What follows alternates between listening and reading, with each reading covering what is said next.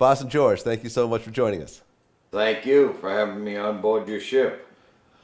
So, a lot of people know your story because of the movie Blow with Johnny Depp, but I kind of want to get your take on it because Hollywood, has a way of changing things around. So, how did you originally get into drug dealing in terms of the marijuana side?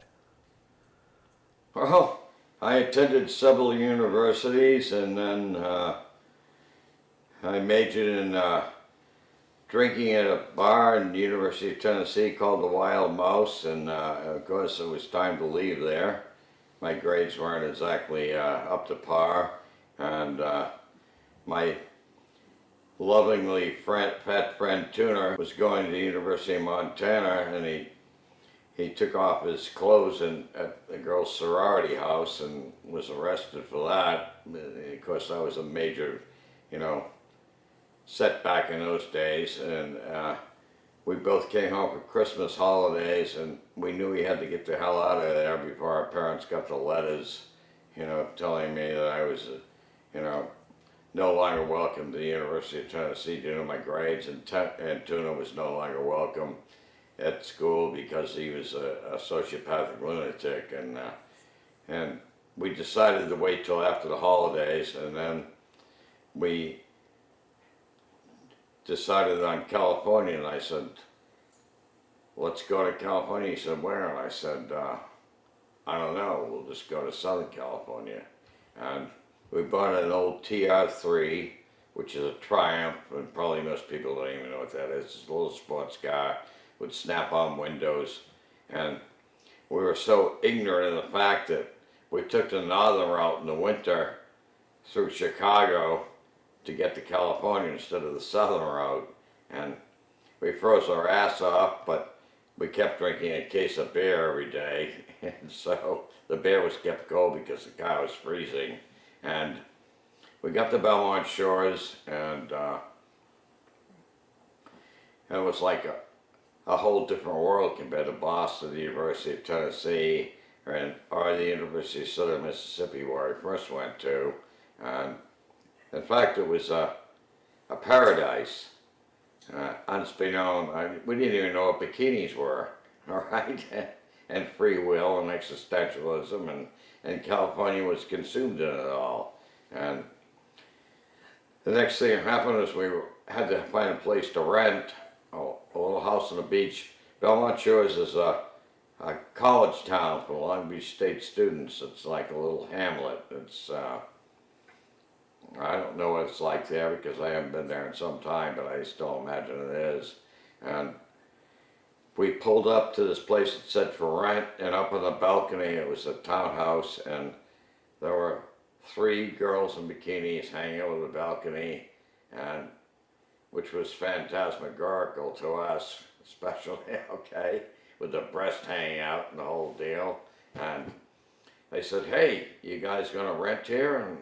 And said, maybe. And I said, where are you from? And so I wasn't gonna tell her I was from Weymouth, Massachusetts, because nobody knew what the hell that was. And I said, Boston. And I said, what's your first name? And I said, George. And they said, Boston George, and that's how the name became. And at first it was okay, but now that I'm 73 years old, it's ridiculous, but that's okay. I have to live with it now. I'll die with it. And who knows, maybe I'll even have it printed on my tombstone. Goodbye, Boston George.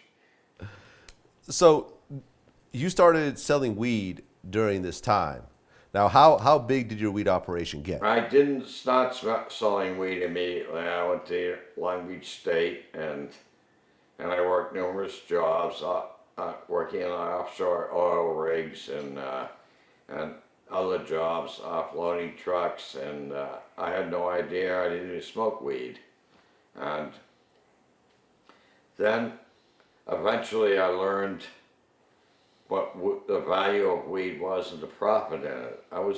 I majored in marketing at the colleges I went to, and minored in psychology.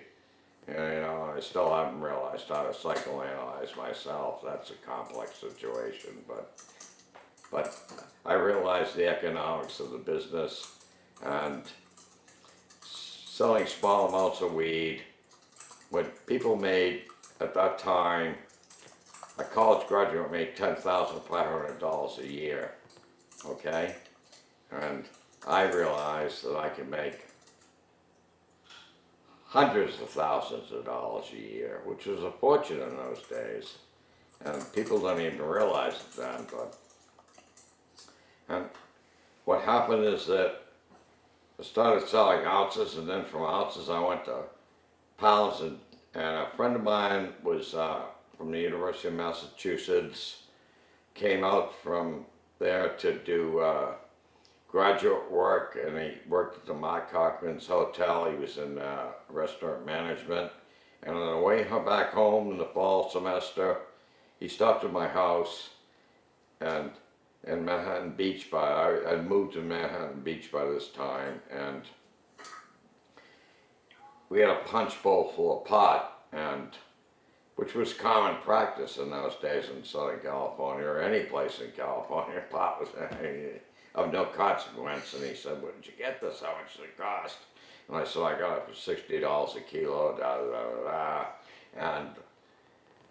And he said, "This sells for $300 a kilo at University of Massachusetts Amherst." And we both looked at each other, and I said, "All right, let's go into business." And so I started buying it, the marijuana in gross, and transporting it in motorhomes to the University of Massachusetts. And I began making hundreds of thousands of dollars. And it was incredible. To me it was incredible, because I used to mow the lawn for my father for 25 cents. That was a big deal for him to pay me. And then it just transgressed forward into a bigger and better enterprise, and I had an idea that the business was boring, and I wanted to go to Mexico and get the pot directly from the Mexicans. And so we went, I saw the movie Night of the Iguana, and I love Liz Taylor and Richard Burton as actors and actors. And I said, let's go to Puerto Vallarta, and we went down there for like 10 days. And what happened there was we asked everybody, and we couldn't even find a joint, okay? We couldn't speak Spanish or whatever. And we were sitting in this bar called the Oceana Hotel in Puerto Vallarta, looking Banderas Bay, and on the Malecon.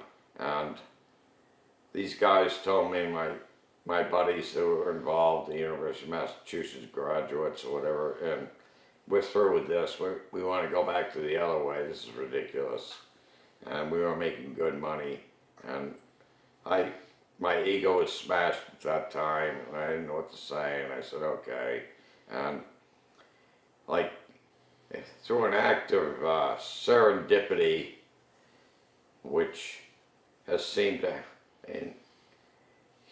encompass most of my life, and a little yellow Volkswagen pulled up with flowers painted on it, and I got this platinum blonde, and she came into the bar and she said, "I know who you guys are." And I said, "Who the hell are you?" And she said, "I'm Linda, and I'm from California." And she said, "You guys asked just about everybody except the police chief for some pot."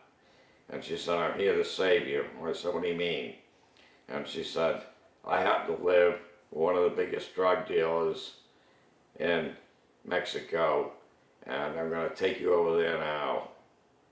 And so she took me over there, and